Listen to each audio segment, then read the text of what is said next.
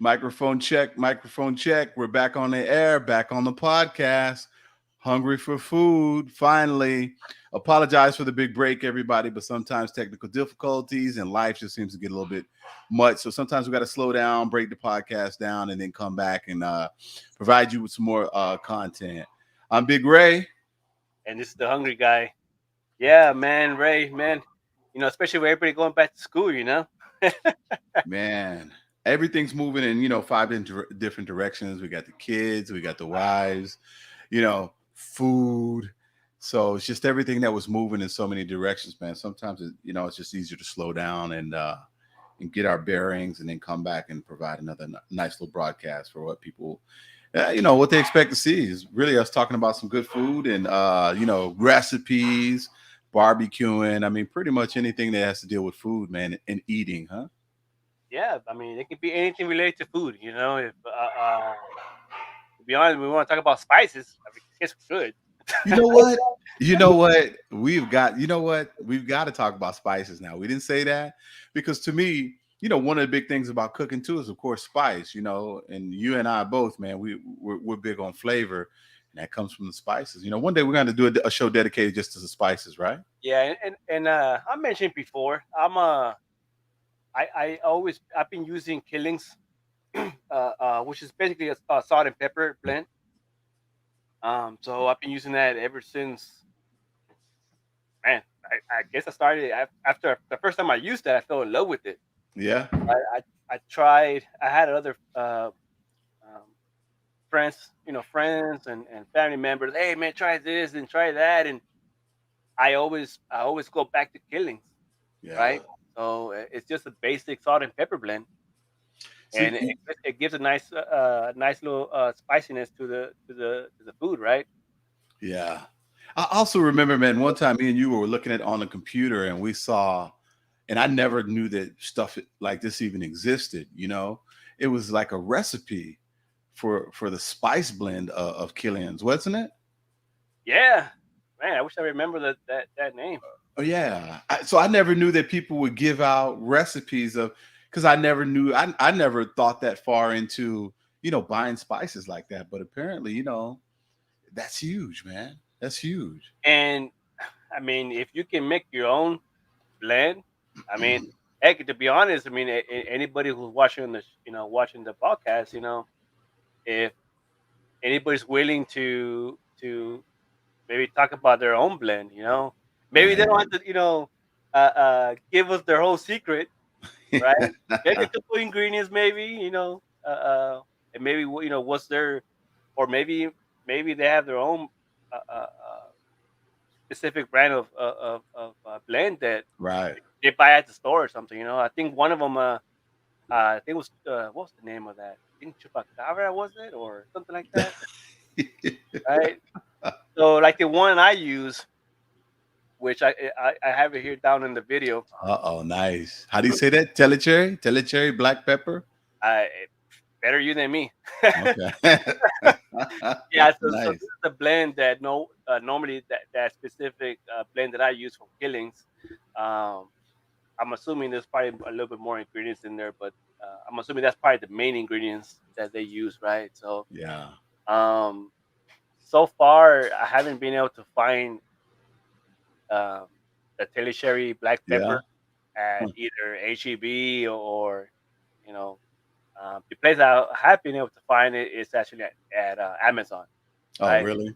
So maybe if I go to one of those little local convenience stores, maybe they might have it, right? Yeah. But I think it's might be from that product might be from India. I think the black pepper, Could be. the Telly black pepper. So I mean that's something to kind of maybe make a research off of it, right? So I'll but tell you what. One big thing that I want to do, and I know, man, you've been killing it with your garden this year, which is amazing.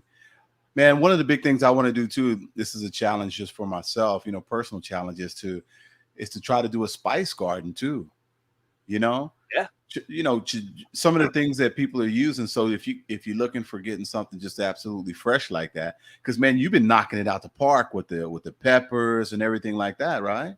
yeah, it's getting it's I mean, everything's so far so good. The like my cherry tomatoes are the ones that are being attacked Uh-oh. by insects, man. Like Yeah.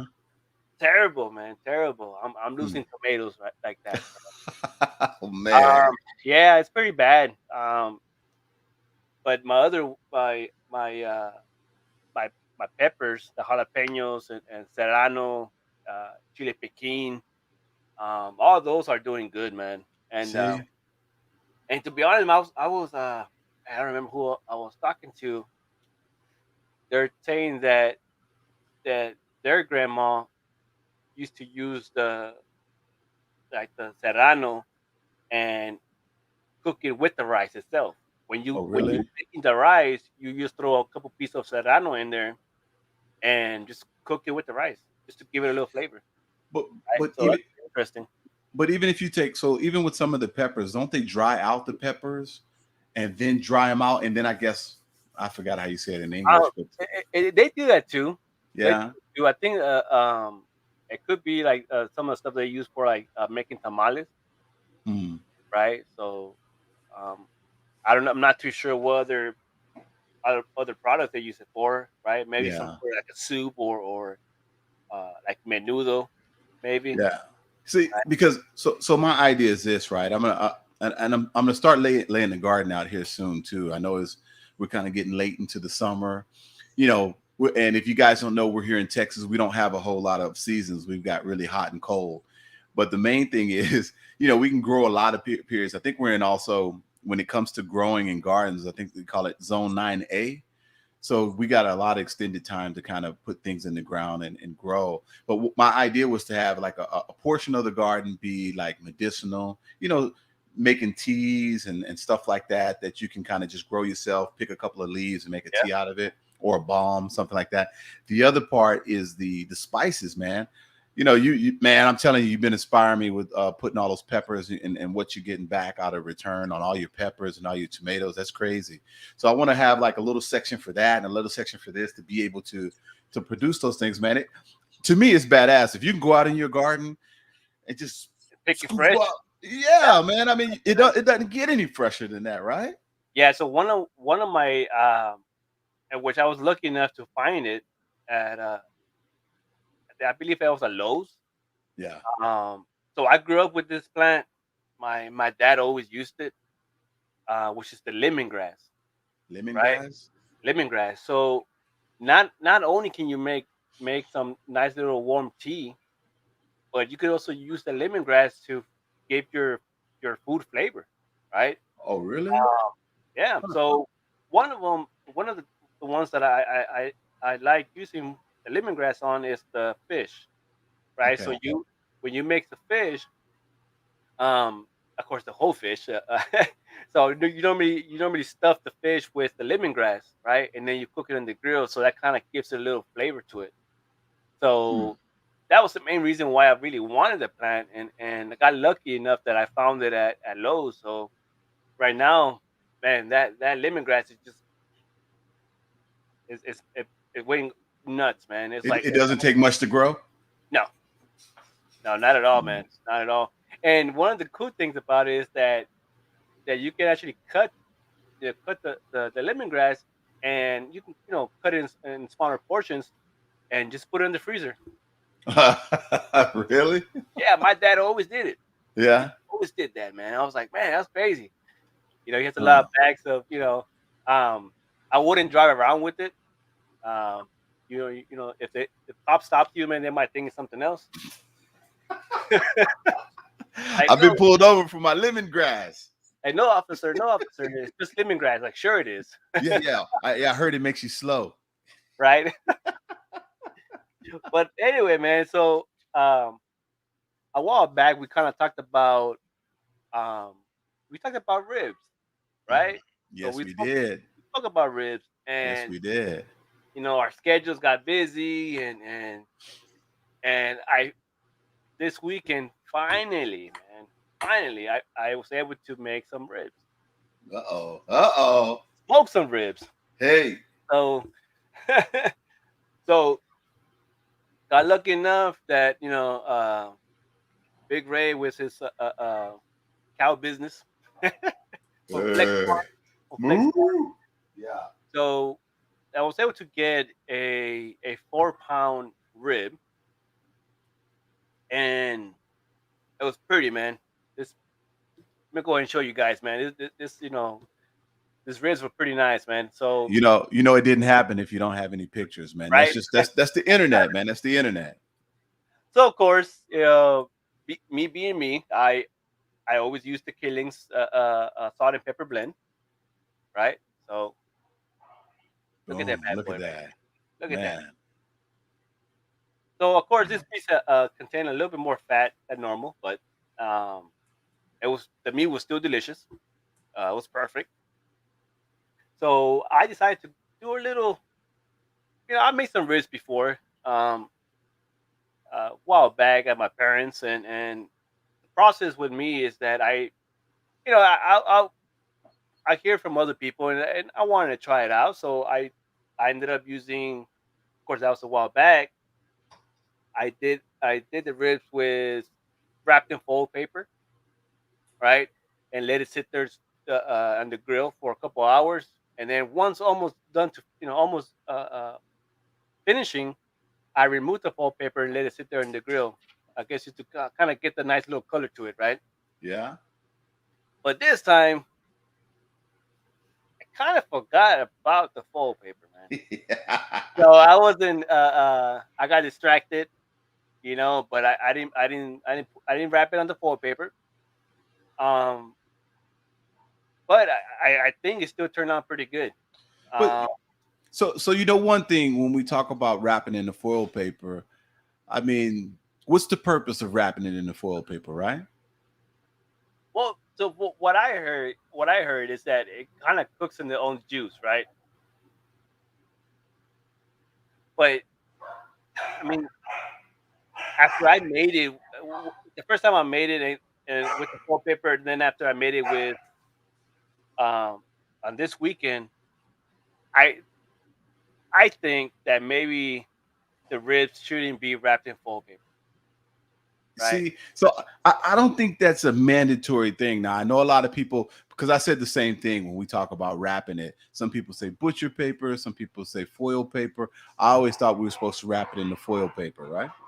I thought so too, right? I thought so too, and you always see people, always wrapping on paper, and some, they're not doing that. So of course, I forgot about it. So you know, I think it turned out pretty. I think it turned out even way better without the foil paper, Yeah. right? I think I think and this is my opinion, guys. My opinion. If you wrap it in foil paper, that means you're gonna put nothing but barbecue sauce on it, Ugh. right? So this, Look, man, I'm too Texas, man. It sounds weird, and I'll be honest with you. When I'm using the pit, I don't have any barbecue sauce. You know what I mean? I normally don't. Uh, Yeah. I normally don't. But I think the only time I used the barbecue sauce was when I when I purchased a brisket from the Roman Brothers, right? Okay. And they're like, "Hey, like try this barbecue sauce, right? Try it out." And I even told them, "Look, I normally don't use barbecue sauce, right? Right. Right. But I can tell you this, man. That barbecue sauce was pretty good. Is that right? That was pretty good. So hoping that maybe one of the shows we can get the Roman Brothers, on the podcast, and maybe talk about a little bit about them, and also on the barbecue sauce that they're making, right? But Absolutely. That's still a plan of ours, man. We're going to bring some people on, with expertise in barbecue, man. They know a whole lot more. They make their livelihood with this stuff, So we want to bring those guys and on. And and I'm not an expert. no, I'm not no. an Hey, expert. look, we're I'm an just expert. I'm an expert on eating. I, I do a very good job on that. I look at it like, man, we're just two guys who are, hey, like you said, hungry for food, right? I Yeah, mean, look, there's nothing wrong. I'm not telling anybody, I'm the best cook out there or anything like that. based off of, look at that, man. That's beautiful, man. Look at that Yeah, that this side shot. this Stop is me in my tracks. this is after I believe it was about an hour and a half or almost 2 hours Hmm. smoking it, right? Um, this Riz, man, it was 4 pounds, man, but damn, it had not only did it had it had a lot of fat, but a lot of it was actual meat, but it had a lot of meat, man. It was a pretty chunky piece, right? So, like I mentioned, I think this is between an hour and a half, 2 hours of smoking it. Man, So the next pick here, look at that prettiness right there, man. look at that. Yeah, look at that prettiness. So this is already um close to 2 hours. So talk to us about that layout, though. How are you cooking it? What are you cooking it on? So I have a not a professional pit. I just have a normal box smoker, right? Um, so I'm cooking this one. I started off at 225 degrees, and then I jumped to 300 degrees, and um, and I cooked it for 4 hours, right? Hmm. But look at this here, man. You see that? I mean, you can kind of see the. It's kind of like flat, man. The ribs. Everything looks Well, that's flat. that cap. That's that cap fat. Yeah, You know what I mean? That's but also, so I'm gonna look at it even like this too. There's a lot of marbling going on inside of that too. So yeah. I'm a big fan of fat, not saying that we eat directly fat, but that marbling that goes inside of our beef, man, that's where we pick up a lot of flavor from, this flavor and fat. Yeah, and I see it as the good fat. It's not a bad fat, Right, right. right? So yeah, so like I'm a wife, like, oh man, this is it has fat, right? So like, yeah, it's the good fat. Yeah, no Yeah. worries. I do apologize. My dogs are going nuts right now. No, man, mine were going crazy in the background too. But you know what? The reason why is because we're talking about food, man. Yeah, I think they're looking at the fridge right now. They're like, hey, wait a minute. And yeah, man, having two dogs and then um, barbecuing, it's kind of difficult, man. So You have my dogs, jumping around trying to get a piece of it. I'll say this, man. I'm surprised, man. My dogs are not as bad when it comes to me barbecuing yet. Yeah, But not the thing is, man, I think as soon as if you ever feed them directly from that pit, one thing they will do is they'll sit around there, and you know how some of that fat or whatever it is, that flavor just renders down and falls yet. onto the ground. Man, they'll look around it. They'll look around the barbecue pit for sure. So I give almost everything that I cook on the grill. I provide that to my dogs as well. Do you really? What? Wow. I let them try a little piece. I figured they would never leave me alone if I did that. I figured they'd never leave That me is alone. that is the issue. You know what I mean? You have to kind of leave them outside. So like, okay, you can go back inside and enjoy eating. Yeah. But yeah. So man, if you look at the picture right now, it's like everything just laying there, right? Nice and perfect. But there's So so much so again, meat. look, man, you had foil paper, right? You had foil paper at home. I had I, You I had you could full have paper. wrapped it. I had full paper prepared.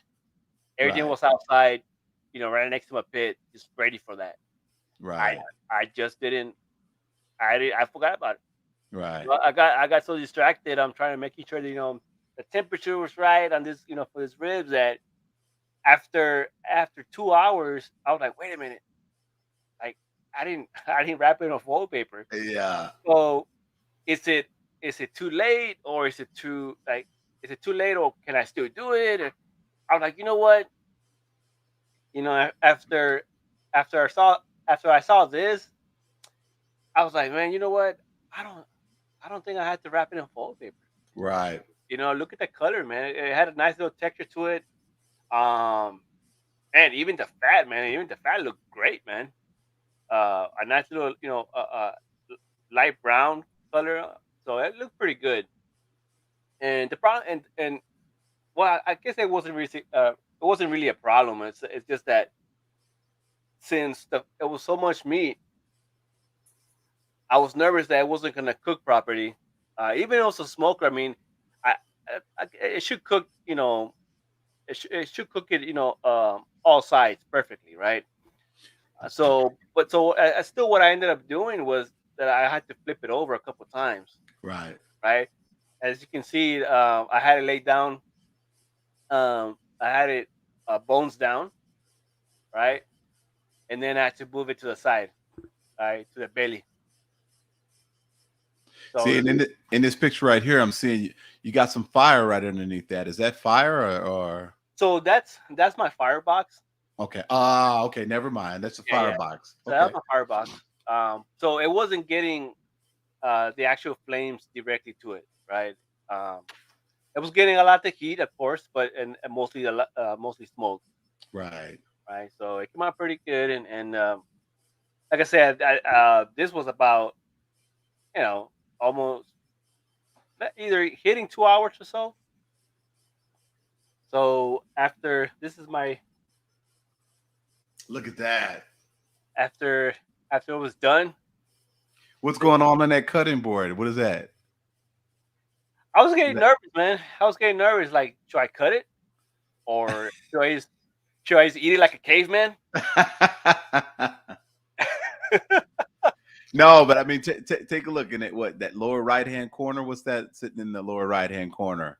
Oh, that's my logo. Uh oh. That's my logo. That's my Huh. of course since everything started, man, 1985. Uh oh. There it is. I have Gil on there. It's my little logo. Nice. So I engraved my logo into the cutting board and trying to be a little bit more professional. There you go. Look at that. That's awesome, man. It looks like a brontosaurus burger or something, right? Oh man, Brontosaurus ribs. I should have had recorded my daughter's uh, face, man, when I brought the kids in. She was already sitting down at the table. She was over there, on her phone, and I walked in, and she's like, "Oh my God, Daddy!" I was like, "Yep, Man. yep. This is our dinner, honey. Our dinner." Um. So one thing with this here, um, man, I was nervous. Like, hey, man, did it cook? Did it cook all the way? Will I get the same reaction when I wrap it on folded paper, where the bone just comes out? Right. Man, you don't even need the knife, right? Or you don't have to force the bone out, Right. right? So like, man, I wonder if I'm still gonna get that effect, and luckily, man, I still did. Hey, Even when not wrapping it on fold paper, right? see, so that's crazy, man. This is almost like an episode of Mythbusters, and you know what I mean? All my life, I've heard that you gotta wrap it, right? You didn't wrap it, and it still came out tender. Bone came right out. Man, all three little bones just came out. You know. No issues, man. No issues. I'm starting to wonder about that, man. Maybe I think it's a little bit of a MythBuster here on the photo paper, man. Maybe it's not as necessary, or not needed like that, you know? I So the way I see it, I guess it's like, well, now that I see it, I'm looking at the picture a little bit more. Right. So to me, if you wrap it on foil paper, it might be the same as you sticking the ribs inside of a oven, right? So you get so if I were to put this in the oven, I would have got obviously the color would have been different. Right. That's what Right? I was thinking. Number one, right? Color. Yeah, so I would not have gotten that color. Um, I think it would have been a lot more. Like I said, I mean, there was nothing wrong with the meat. The way I cooked it, it turned out pretty good. Yeah. But I think with the oven, and if I wrapped it on foil paper, it would be a lot more juicier, right? You think Because so? I believe so. I believe so. Huh. Because it's cooking with its own juice, right? It's the juices in there. Right. So I think it would have been a little bit, juicier. But I say I had nothing wrong with the way it came out. Um, Now the fat, the front part of it, it was nice and crunchy. Was it? Did it? Oh It yeah, turned into a crackling? yep, it sure did, man. I was like, wow. Of course, the wife and kids, they don't eat that, and Yeah, they don't want that part, huh? Yeah. look at me, look at me. So it was pretty good, man. Nice and crunchy. I wouldn't say it was burned. Um, it's just the fat, it's got a little crunchier on the Right, front right. end. On the And then, front end. like you said, after a long smoke like that too. I mean, come on. I like that dark. What do you want to call it?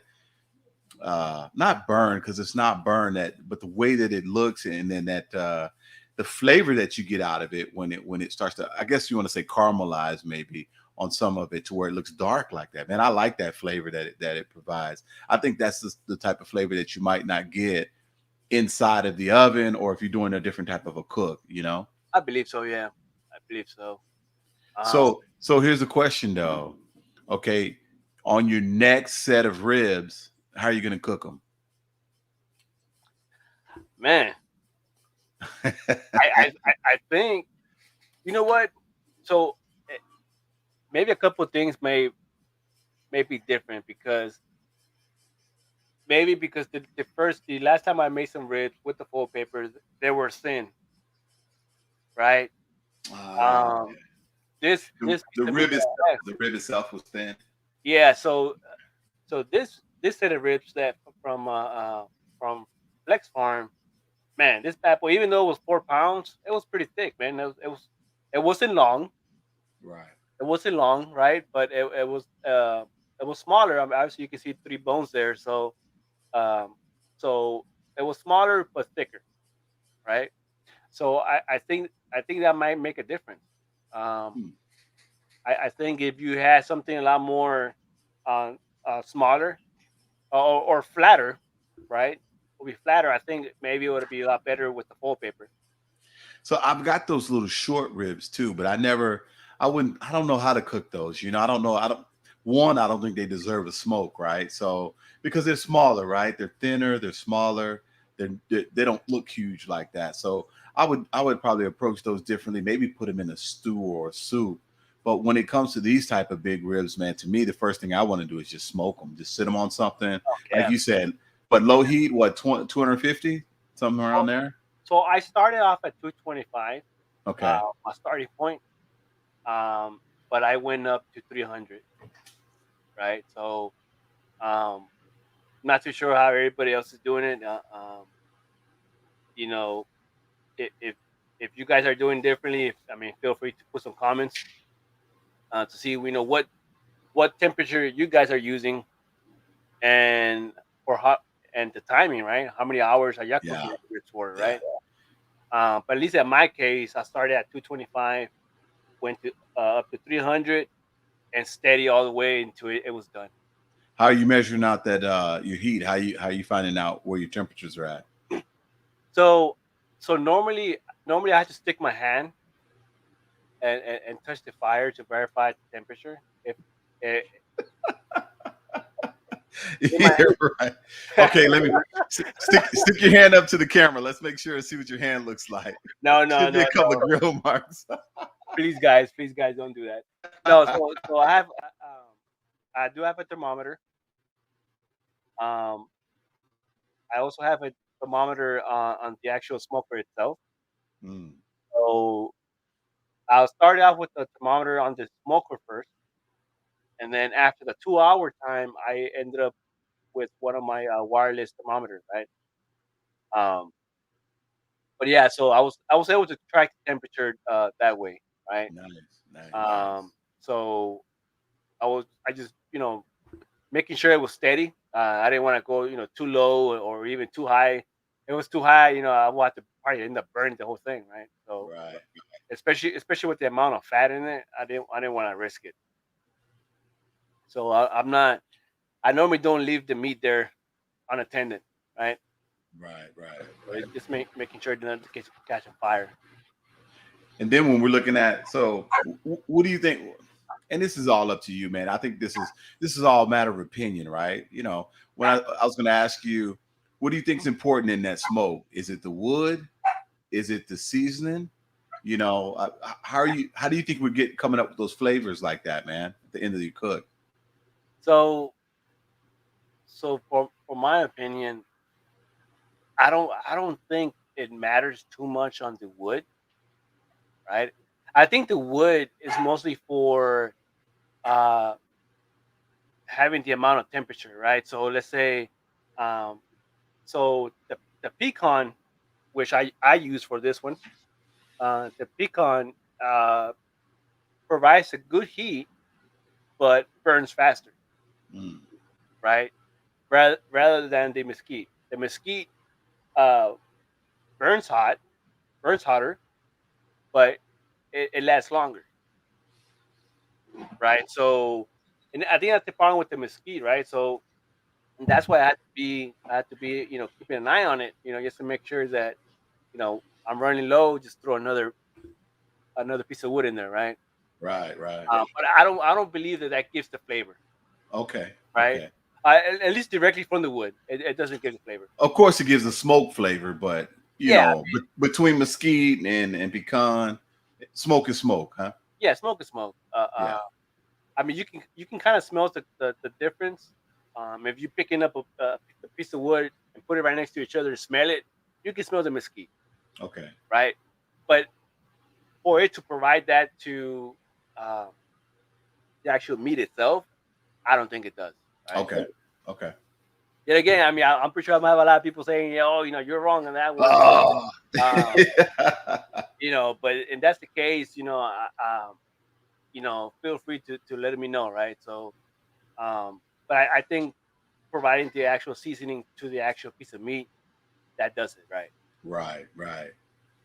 That's where you're getting your direct flavor out of, right? I mean, Correct. aside from the meat itself, that seasoning. See, that's why I said, man, the one thing I would really want to do is I really want to try to lean on fresh, right? So, like you got that garden. If I can like start to, and again, it's just going to be experiment, man. I've never made my own spices before, so, but I would like to try to do that just to see what happens when we use some really fresh spices and throw it on there. So I'm gonna experiment on it from, of course, from smokes to regular cooks to, probably just throwing it in some soups and stuff to see what it does. And now that you told me about your dad and what's it called, lemongrass, Yeah. I'm gonna try some of that lemongrass and see what's up with that lemongrass. Look, I like teas. I think teas are, especially at the end of the night, man. I think some of Oh yeah. the lemon flavors supposed to calm you down or something like that. Yeah. So normally I put some fresh honey Mm, in the mix of the lemon tea, right? That right, gives a nice right. little flavor. Of course, my wife, she also put some lime in it as well in the Oh mix. yeah, Yeah, but I mean, I see it's a lemongrass, so I don't know right, what right. even more. That's the real kick right there, right? Yeah, and you can smell it too. Maybe you make some ribs in a stew or something. You throw some lemongrass. I mean, you will get some flavor for sure. Yeah, yeah. But of course, guys, if you have any questions on my comments on providing the flavor from the wood, feel free. Yeah. But Um, sometimes, man, and because we're here in Texas, man, a lot of things are real. What do you want to say, like regional, like in what is it, not Louisiana, St. Louis? They do barbecue different. So, we're on the internet. This is going to reach, people in whole up all kind of areas, right? So the big thing is this is an exchange of ideas, man. We'll tell you about how we're barbecuing down here.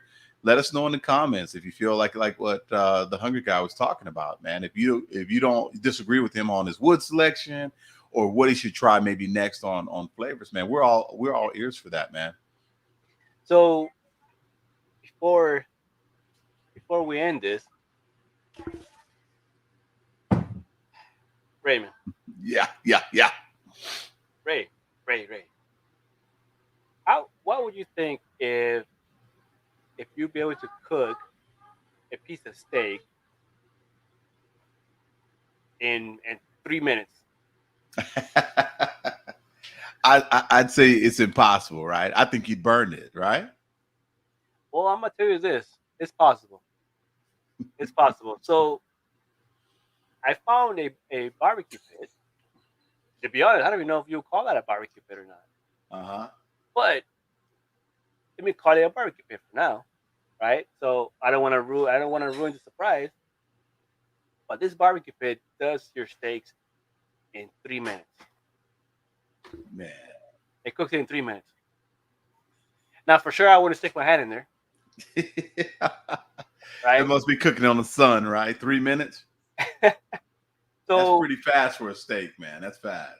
yeah, so this grill, um, I think it goes up to, I think the starting point or the lowest temperature that starts off with is 800 degrees, right? So Yeah. um, it might even go up to 1,500, That's right? crazy. So it's a nice little pit. So we do have someone that actually has that barbecue pit. So we'll bring them over to join our podcast, hopefully in 2 weeks, Nice. and find out how's this even possible, right? Well, I'm pretty sure it's possible at a restaurant, but how is it possible for a normal person to have a barbecue pit, right? That cooks something pretty Yeah. fast, right? Isn't that crazy? So, and again, that's why I always talk about it. It's just an exchange of ideas, man. It's us talking about cooking food, making steaks, etc. Right? And the big thing about it, there's a whole bunch of different ways to do that, right? So, hey, through the exploration of food, you know what I mean? Good food, hungry for food. I mean, I think it's an awesome idea, man. I'm interested to see how you can cook a steak in 3 minutes. And I'm pretty sure there's a lot more devices out there that will probably cook it like that. But I never seen one like this, right? Um, yeah, I mean you could probably do it at your own barbecue pit, your own propane. I mean I'm pretty sure you could, Hmm, right? But this little device, man, it's like a box, man. It's just a small box. It's portable, hmm. right? You can take it camping. I don't know about you can take it to work, but you can. It's portable. It's portable. All right, and it's attached. You can attach a propane tank to it, right? So I'll let it be like this. Okay. I'll let it Okay. go. Yeah, I could probably think about it. It's like what kind of device is this, right? So, Yeah, don't give us too much, huh? but hopefully in 2 weeks we'll get this guy up in the show and Nice. hopefully he can kind of give us more information on this little grill that he purchased, right? So Yeah. um, of course you can always follow us on Instagram, Hungry for Food Texas. There we So go. we'll be posting pictures there of food that we have done, and also food that we have tried at other places as well. Um, and feel free to put comments on there, right? And you know, we're trying. We're not professionals, so just bear with us. Yeah, I'm not a cook. I just play one on TV, right? Right. Like I mentioned before, I'm good at eating. That's Right. right. I mean, So in all honesty, man, it's about a celebration of food, man. It's oh, yeah, learning. We sit around talking about food all the time. I'm like, man, you know what? I got to try that. And guess yeah, what? It's gonna come out good sometimes. It's gonna come out maybe questionable, but the whole thing is it's just fun and actually trying and making these new recipes and trying foods that we never I because I'm hey look, to be honest, I'm not that adventurous with food, but it's exciting to say, you know what, that looks good. And so for example, we had the Hunger Guys ribs up there. Those ribs look good. So if that inspires somebody to go out there and try to make some ribs on their own, man, then I mean we're doing the right thing. I think there's a lot of people out there that are interested in food, man, and interested in trying to learn new ways. Us, we're from down south. We cook like this. We just want to experience and show that with you guys. yeah. Just let us know. Let us know. What you think about the ribs here, um, and what you think about the if it makes a difference. What difference does it make for you guys if it's wrapped in foil paper or if it's not wrapped in foil paper? Yeah. Um, one of the difference for mine was it was a lot more meat, right? So So maybe that was my difference. That could have been the insulator. Yeah, that could have been the insulator right there. Maybe the fat was the insulator in it. You know. Yeah. So if anybody has their own ribs that they had cooked and they wrapped on foil paper, man, let us know. Let us know Right. how they come out. Right. Just give us a shout out. Just send us a message in Instagram on under Hungry for Food Texas. Oh yeah. Hey, and look, the main thing about this all, man, guys, keep cooking. Keep cooking. You know, that's the big thing. Keep cooking. Who cares? Cook for yourself. If nobody likes it, you eat it. And it's okay if you burn it.